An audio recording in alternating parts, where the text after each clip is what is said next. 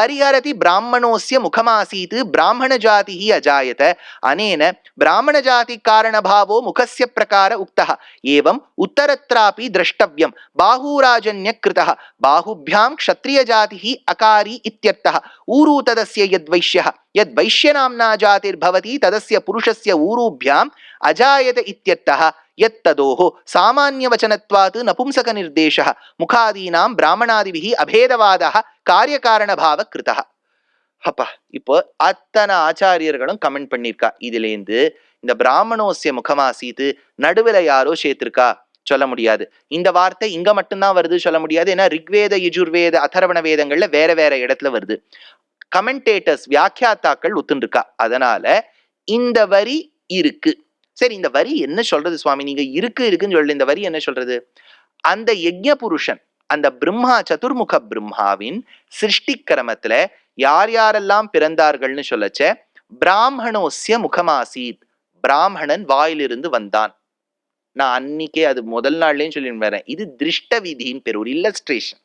இது நீங்க உடனே பிரம்மா ஆன்னு வாயை திறந்தார், நம்மாத்து மாமா பகதாத்துவர் எல்லாரும் வாயிலேன்னு குதிச்சுட்டா அப்படின்னு நினைக்க கூடாது. பிராமணோசிய முகமாசீத்துனா அந்த யஜ்ஞ புருஷன் சோதிவாய் திறந்து ஒரு காரியம் பண்றார். என்னன்னா துவனி, சப்தம்னு ஒண்ணு கேட்கறது. சப்தம்னா வேதத்துக்கு சம்பந்தம். வேதத்துக்கு அதிகாரின்னு சொல்றதுக்கு பதிலா பாலனம் பண்ணக்கூடிய ஒரு ஜாதியினர் பிராமண ஜாதியினர். அப்படின்னா பிராமண ஜாதியினருக்கு இது தொழிலா போயிடுது அப்படின்னு அர்த்தம். பிராமணோசிய முகம் ஆசீத் பாகூர் ராஜன்ய கிருதா, ராஜாக்கள், ரட்சிக்க வேண்டிய ராஜாக்கள், அந்த பரமபுருஷன் இந்த இடத்த பிரம்மாவின் கைகளிலிருந்து பிறந்தார். பாஹூ ராஜன்ய கிருதா.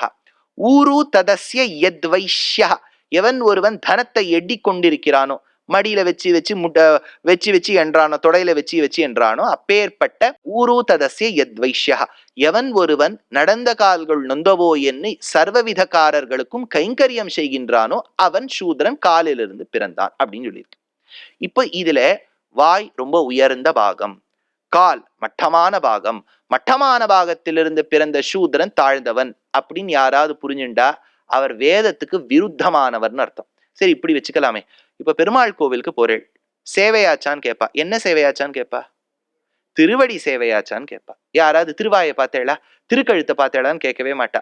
பெருமாளுடைய சிறந்த பாகம் திருவடி என்றதால் பெருமாளுக்கே அந்த திருவடி எவ்வளவு பிடிக்கும்னர் நாராயண தீர்த்தர் கிருஷ்ணலீலா தரங்கிணியில எடுக்கிறார்.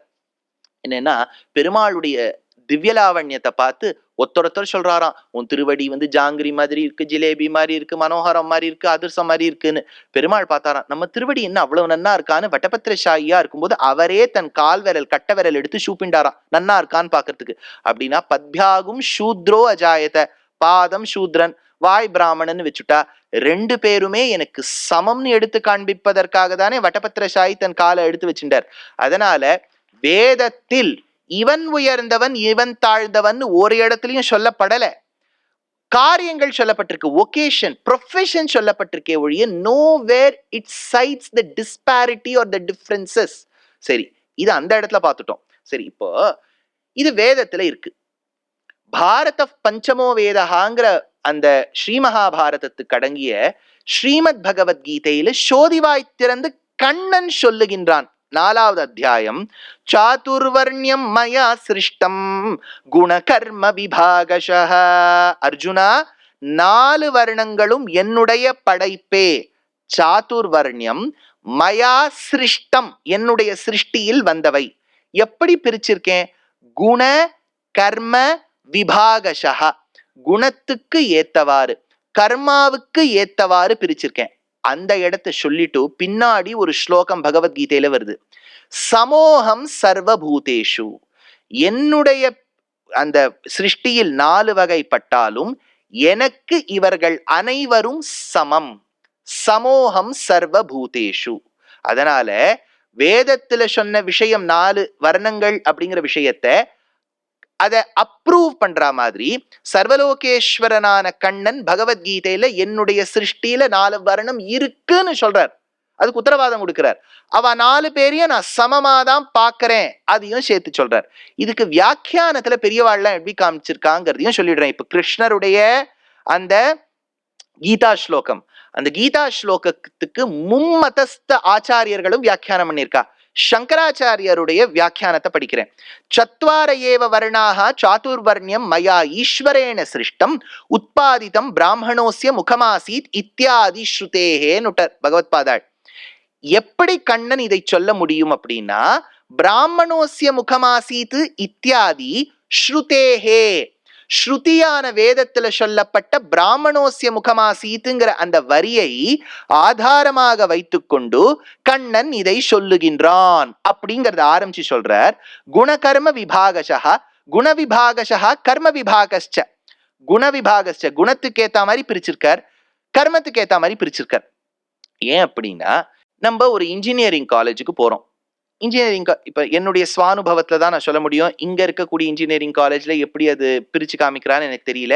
அடியேன் போன அந்த பள்ளிக்கூடத்துல, அந்த மேல்நிலை பள்ளியில, அங்க இருக்கக்கூடிய அந்த யூனிவர்சிட்டியிலலாம் எங்களுக்கு ஒரு இன்ஜினியரிங் அலோகேட் பண்ணிடுவா. கெமிக்கல் இன்ஜினியரிங் நான் படிச்சேன்னு சொல்றா. கெமிக்கல் இன்ஜினியரிங் சில பேர் ஏன் படிச்சேன்னு சொல்றா அப்படின்னா, அந்த மாதிரி சர்டிபிகேட் என்கிட்ட ஒண்ணு இருக்கு படிச்சதா. ஆனா அதுல நீங்க ஏதாவது ஒரு கேள்வி கேட்டா ஒண்ணுமே ஞாபகம் இருக்காது. இன்ஜினியரிங் அதனால செமஸ்டர் பேட்டர்ன்னு பேர். இப்ப நீங்க படிங்கோ, நன்னா நட்ரு பண்ணிடுங்க, பரீட்சை கொடுத்துருங்க, மறந்துருங்க, அடுத்த செமஸ்டர் ஆரம்பிங்க. அதனால இப்படிதான் பிரிச்சு எதையுமே ஞாபகமே வச்சுக்க வேண்டாம். பாருங்க, 4 மாசத்துக்கு ஒரு வாட்டி ஞாபகம் வச்சுட்டா போறோம். கெமிக்கல் இன்ஜினியரிங் நான் படிச்சேன். என் கூட இருக்கக்கூடியவர் மெக்கானிக்கல் இன்ஜினியரிங் படிச்சார். முதல் வருஷத்துலேருந்தே தெரியும் நான் கெமிக்கல், அவர் மெக்கானிக்கல். ஆனா முதல் வருஷத்தின் முடிவில் என்ன சொல்லுவா தெரியுமோ, ஒருவேளை நீங்க படிச்சு அந்த எண்ணானது நன்னா இருக்கு, சிஜிபிஏ நன்னா இருக்கு, உங்களுக்கு கெமிக்கல் பிடிக்கல, உங்களுக்கு மெக்கானிக்கலுக்கு போகணும்னு ஆசை இருக்கு அப்படின்னா, உங்களுக்கு அந்த பாயிண்ட்ஸ் இருந்துதானே, சிஜிபிஏ இருந்துதானே, apply. we will apply for our perusal, we will review your application, if found applicable you can go to the other stream அப்படின்னு எங்களுக்கு ஒரு வசதி இருந்தது அப்போ. அந்த மாதிரி இது குணகர்ம விபாகங்களாக இருப்பினும் சில பேர் தங்களுடைய தபஸ் சக்தியினால் மாற்றிக்கொள்வார்கள். இப்போ ஒண்ணுமே இல்லை, விஸ்வாமித்ரர் க்ஷத்ரிய குலத்தில் பிறந்தவர், க்ஷத்ரிய குலத்தில் வாழ்ந்தவர். பிராமண குலத்தில் பிறந்த வசிஷ்டரோடுக்கு வைரி வந்துடுத்து. வைரின்னா ஒரு எனிமிட்டி, வெஞ்சன்ஸ். அதனால இவர் தவம் செய்து தவம் செய்து தவம் செய்து தான் பிரம்ம ரிஷியாக வேண்டும் என்கின்ற ஆசை பிறந்தது. பிரம்ம ரிஷினா பொதுவா யுத்தம் போடக்கூடாது. அதனால்தான் இவர் ராமரை கூட்டுன்னு போனார் யஜ்ஞ சம்ரக்ஷணத்துக்கு. அவர் க்ஷத்ரியரா இருந்தா அவரே ரட்சணம் பண்ணிருக்கலாமே. அதனால க்ஷத்ரியன் தான் வந்து ரட்சணம் பண்ணணும்னு நினைச்சார். பிரம்ம ரிஷியாகி ராஜரிஷியாகி பிரம்ம ரிஷி ஆனார். அப்போ க்ஷத்ரிய வர்ணத்திலிருந்து பிராமண வர்ணத்துக்கு போயிருக்கார். ஆச்சா, இப்ப சில காலங்கள்ல பிராமண குலத்தில் பிறந்தவன் க்ஷத்ரிய குணத்தை ஏற்றுக்கொள்ளலாம், அதுக்கும் அவர் தபம் பண்ணணும். அந்த தபசு சாஸ்திரத்துக்கு உட்பட்டு இருக்கணும். இப்ப துரோணாச்சாரியர் பிராமண குலத்தில் பிறந்தவர், பரத்வாஜ குலத்துல வந்தவர். ஆனா அவர் முழு தனுர்வித்தை கதை வித்தை எல்லாம் அந்த கௌரவாளுக்கு அவர் தான் கத்து கொடுத்தார். அது மட்டும் இல்லாமல் யுத்தத்திலும் பங்கேற்றார். ஆச்சா, இப்ப வசிஷ்டர் எடுத்துக்கோங்க, பிராமணர். அவர் 1 வருட காலம் தசரதர் அஸ்வமேதம் பண்ணும் போது அவர் ராஜ்ய பரிபாலனம் பண்ணார் அப்படின்னு ராமாயணத்துல இருக்கு. அதனால there have been swappings here and there. Parasuramar எடுத்துக்கோங்க, அவர் ஜமதக்னி குலத்துல ஜாமதக்னேயராய் வந்தவர். ஆனா அவர் பண்ணது முழுக்க யுத்தம் யுத்தம் யுத்தம். கிரதுஹர சிகரி கந்துக விஹிருத்யுன்முக ஜகதிருந்துத ஜிதஹரி தந்தி தந்த தந்துரோந்த தசவதன தமன குஷல தசசத புஜமுக ருபதி குல ருதிர ஜர பரித பிருதுதர தட்டாக தர்ப்பித பித்ருக பிருகுபதி சுகதி விஹதிகர நத பருடிஷு பரிக. தேசிகன் எடுக்கிறார் எப்படி இவர் யுத்தம் பண்ணாருங்கிறத எடுக்கிறார். கடைசி சூர்ணிக்கை பாலகாண்டம் ரகுவீர கத்தியத்துல. அதனால ஆதிசங்கர பகவத் பாதாள் எடுக்கிறார், குணகர்ம விபாகசா குண விபாகசா கர்ம விபாகஸ்ச குணாஹ சத்வ ரஜஸ் தமசாம் இதி. 3 குணங்கள் இருக்குன்னு பகவத் பாதாள் எடுக்கிறார். மேல சொல்றார், தத்ர சாத்விகஸ்ய சத்வ பிரதானஸ்ய பிராமணஸ்ய ஷமோ தமஸ்தப.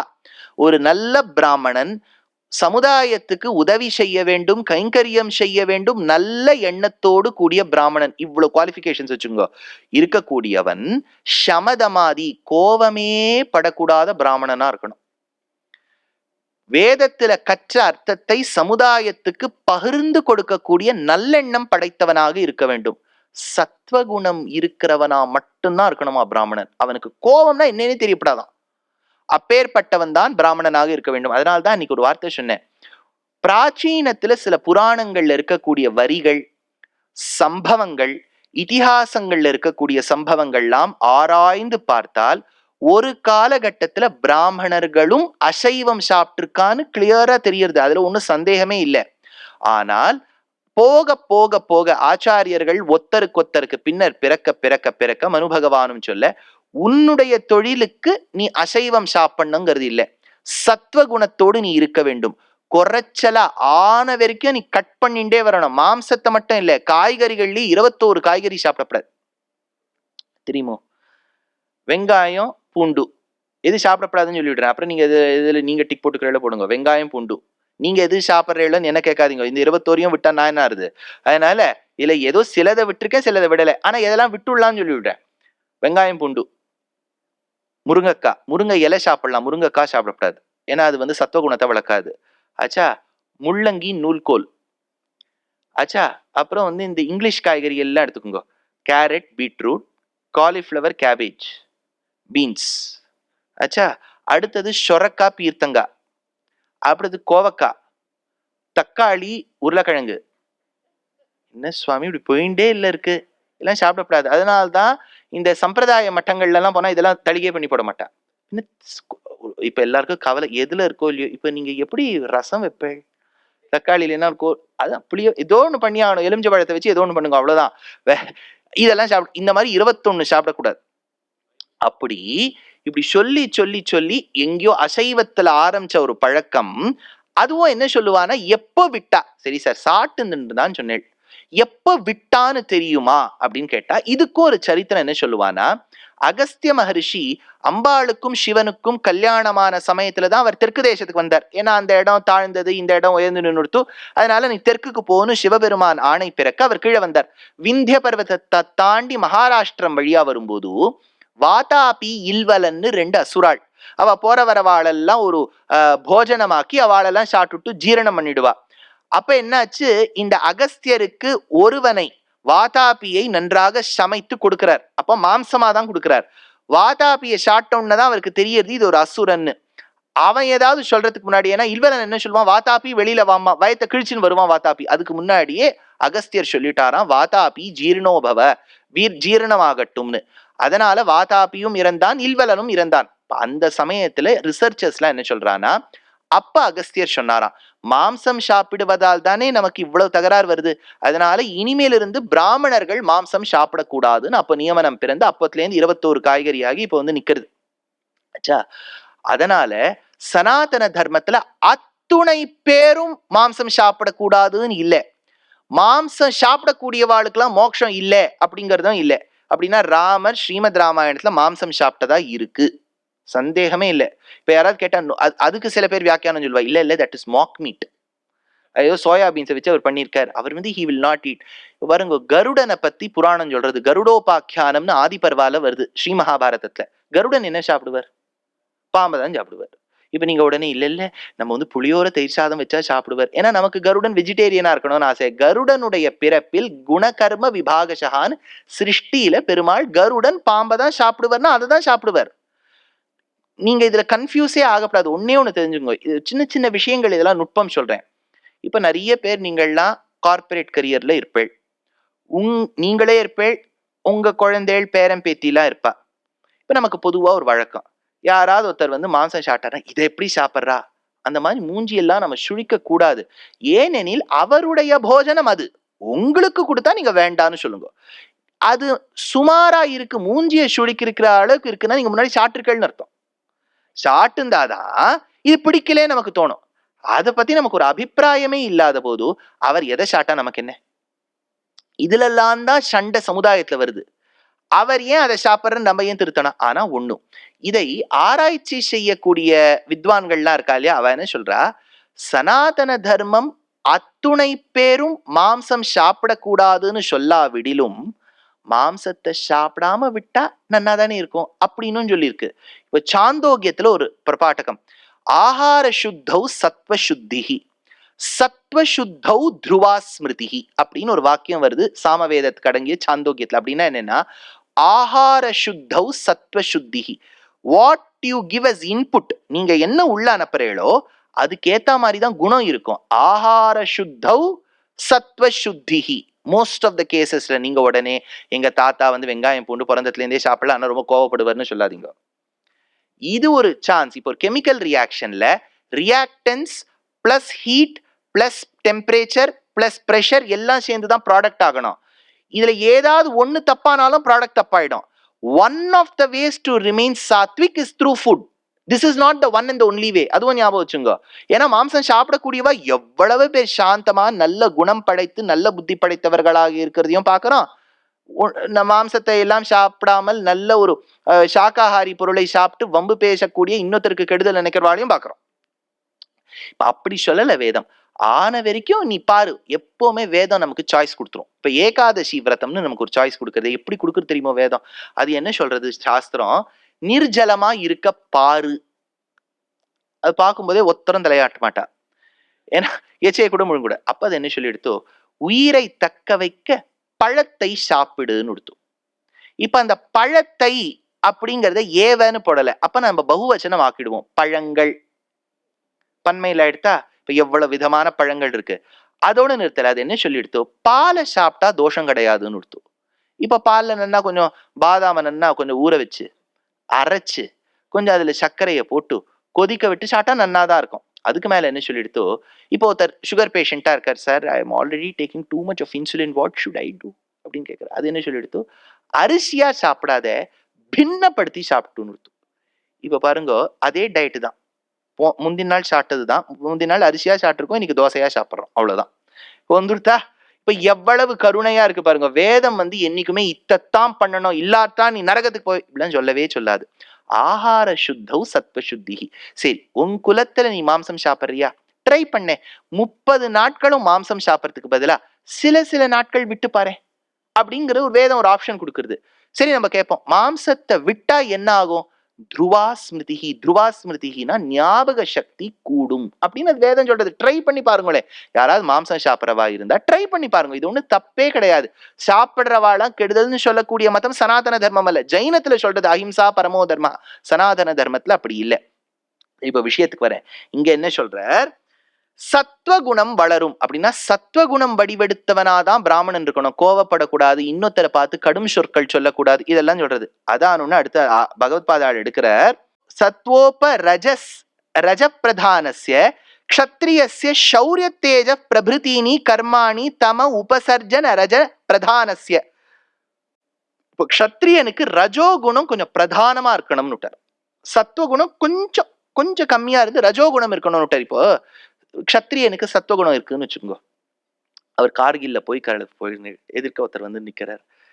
ஜீவாத்மா அந்த பாஞ்ச பௌதிக சரீரத்துல இருக்கு. நம்மெல்லாம் ஒரே ரத்தம் தானே, சண்டை போடலாமா? அவன் டுமால் டுமின்னு அடிச்சுட்டு இருக்கான், இவர் உட்காந்து சத்வகுணத்தை பேசிட்டு இருக்காரு. அதனால்தான் குழம்பி போயிட்டான் அர்ஜுனன். இத்தனை நாள் சண்டை போடுவேன். அப்ப கிருஷ்ணர் எழுந்து சொல்றார், பாரு, இந்த சாதுர்வர்ணியத்துல சொல்லி வச்சிருக்கேன் அர்ஜுனா, நீயோ க்ஷத்ரியன், ரட்சிக்க வேண்டியது உன் பொறுப்பு. அப்படின்னா யுத்தம் பண்ணும்போது ஒரு ஜோஷ் வரணும், ஒரு கோபம் வரணும். அப்படி இருந்தால்தான் சண்டை போட முடியும். சிறுசிண்டேவா சண்டை போட்டு இருப்பா, அதனால சத்துவகுணத்தோடியா சண்டை போட்டு இருப்பா. அந்த இடத்துல உனக்கு ரஜோகுணம் வேண்டும். அடுத்தது வைசிய ஜாதியை சார்ந்தவர்களுக்கு தமோ குணம் கொஞ்சம் மேலோங்கி நிக்கணும். சூத்ர ஜாதியை சார்ந்தவர்களுக்கு ரஜோகுணம் தமோகுணம் ரெண்டும் கலந்து நிற்க வேண்டும் அப்படின்னு நாலுத்தையும் சொல்றார். மறுபடியும் பகவத் பாதாள் இதுல உயர்ந்தவன் தாழ்ந்தவன் ஒரு இடத்துலயும் சொல்லல. ஞாபகம் வச்சுங்க. ஏன்னா இந்த உயர்ந்தவன் தாழ்ந்தவன் என்கின்ற கருத்தெல்லாம் நாம்பளா ஏற்படுத்தினதுதான். அதனுடைய விளைவுதான் எத்தனையோ மக்களை துன்புறுத்தி அவர்களை கடும் சொற்கள் சொல்லி பல நாட்கள் சமுதாயம் இருந்திருக்கு. we cannot deny that at all. please don't deny that. ஆனா எல்லாரும் அப்படி இருந்தாலும் சொல்லிட முடியாது. அதிலும் நல்லவர்கள் இருந்தார்கள். எல்லோரையும் சமமாக பார்க்க தெரிஞ்சவா இருந்தா, இல்லாதவா இருக்கா. மனுஷன் என்பவன் தான் இந்த பகவத் சிருஷ்டிலேயே ரொம்ப மோசம். மிருகங்களை விட நம்ம தான் மிருகங்கள்லாம் ரொம்ப வசதி. இந்த எப்பவுமே இந்த காலங்காலத்தால 3 மணி 4 மணிக்கெல்லாம் நான் எப்பவுமே இந்த ஏர்போர்ட்டுக்கு கிளம்பணும்னு வச்சுங்க. அப்போ வீட்டு வாசல்ல பம்பாய் எல்லாம் இருக்கும்போது வந்தா 10 நாய் ஒன்னா சேர்ந்துரும். எல்லா மிருகஜாதியும் 4-5 ஒன்ன பார்த்தா ஒன்னா சேரக்கூடிய ஒரு குணத்தை பெருமாள் கொடுத்திருக்கார். மனுஷ ஜாதியில தான் அந்த குணமே கிடையாது. யாரா 4 பேரை பார்த்தா இவா கிட்டேந்து ஓடலாமா, அவா கிட்டேந்து ஓடலாமா, இவாளுக்கு சொல்லாம இருக்கலாமா, அந்த குணம். அதனால பகவத் சிருஷ்டியில நம்ம என்னவோ மனிதனை இப்ப அரிது அரிது மானிடலாய் பிறத்தலை இது பாவம் அவையார் ஏதோ சொல்லிட்டு வச்சுட்டு போயிட்டா. ஆனா நமக்கு இருக்கக்கூடிய குணம், நமக்கு இருக்கக்கூடிய ஆட்டிடியூட பார்த்தா we are the lowest of all creations. நமக்கு இருக்கக்கூடிய குணம். அதனால உயர்ந்தவன் தாழ்ந்தவன் என்கின்ற வித்தியாசம் பார்த்து சமுதாயத்தை பண்ணிருக்கோம் பாருங்க. 4 வர்ணத்தை தான் சொல்லியிருக்காரே ஒழிய வேதமும் பெருமாளும் ஆச்சாரியர்களும் உயர்ந்தவன் தாழ்ந்தவன் சொன்னதே கிடையாது. இப்ப நான் சங்கரர் இதை படிச்சுட்டேன்னா, சரி ராமானுஜர் என்ன சொல்றாருன்னு பார்க்கலாம். சாதுர்வர்ணியம் பிரமுகம் பிரம்மாதி ஸ்தம்ப பரியந்தம் கிருத்ஸ்னம் ஜகத் சத்வாதி குண விபாகேன தத்குண சமாதி கர்ம விபாகேன ச பிரவிபக்தம் மயா சிருஷ்டம் சிருஷ்டி கிரகணம் பிரதர்ஷனீயார்த்தம் மயா ஏவ ரக்ஷதே மயா ஏவ ச உபசம்சம்ஹிதே தஸ்ய விசித்திர சிருஷ்டியாதேஹே கர்த்தாரம் அபி அக்கர்த்தாரம் மாம் வித்தி கதம் இது அத்ர ஆக. அவரும் குணத்துக்கு ஏத்த மாதிரி இதை பிரிச்சிருக்கார். அவனவன் எந்தெந்த குலத்தில் பிறந்திருக்கின்றானோ அந்தந்த குலம் உசத்தி தான் சொல்லி நிறுத்திருக்கார். மத்வாச்சாரியர் என்ன சொல்லியிருக்காருன்னு பார்க்கலாம். அகமேவஹி கர்த்தேரித்யாக சாதுர்வர்ணியம் இது சதுர்வர்ண சமுதாய சாத்விகோ பிராமண சாத்விக ராஜச க்ஷத்ரிய ராஜச தாமசோ வைஷ்ய தாமச சூத்ர இது குணவிபாக அப்படின்னு அவர் குணவிபாகத்துல தான் பிரிச்சிருக்கா. உயர்ந்தவன் தாழ்ந்தவன் பிரிக்கல. அதனால கண்ணன் சொன்னது வேதத்துல சொன்ன கருத்தை, கண்ணன் சொன்ன கருத்தையும் வேதம் சொன்ன கருத்தையும் வைத்துக்கொண்டு மும்மதஸ்தவர்களும் சங்கரர், ராமானுஜர், மத்வர் குணகர்ம விபாகஷான்னு பிரிச்சிருக்கான்னுட்டார். சரி, இப்போ வேதத்தை ஒரு பக்கம் வைக்கலாம், கீதையை ஒரு பக்கம் வைக்கலாம். இப்ப ராமாயணத்தை கொஞ்சம் ஆராய்ந்து பார்ப்போம். ராமாயணத்தில் குஹப்பெருமான் அவர் சூத்ர ஜாதியை சார்ந்தவர். அவர் வேடுவ குலத்துக்கு தலைவன், பல படகுகளுக்கு நாயகன்.